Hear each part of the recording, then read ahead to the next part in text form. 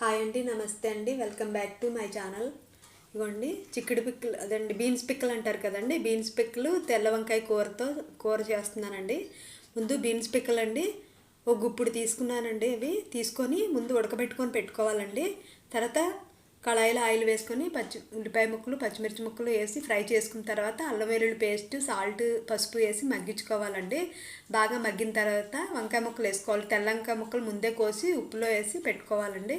అవి కూడా బాగా మగ్గిన తర్వాత ఉడకబెట్టిన బీన్స్ ముక్కలు వేసుకోవాలండి. అవి కూడా వేగిన తర్వాత కాసేపు వేగిన తర్వాత ఉప్పు, కారం, ధనియాల పొడి, జీలకర్ర పొడి మనం ఒక హాఫ్ టీ స్పూన్ చొప్పున అన్నీ వేసుకోవాలండి. కొద్దిగా వాటర్ వేసి మగ్గించుకున్న తర్వాత టమాటా ముక్కలు అండి, ఒక 2 టమాటా చిన్న ముక్కలుగా కోసుకొని వేసుకున్నానండి. అవి కూడా మగ్గిన తర్వాత ఇవ్వండి గరం మసాలా వేసుకొని దించుకోవాలండి. ఇది రైస్లోకి, చపాతీలోకి చాలా బాగుంటుందండి. లైక్ చేయండి, సబ్స్క్రైబ్ చేయండి, కామెంట్ చేయండి ఫ్రెండ్స్. బాయ్.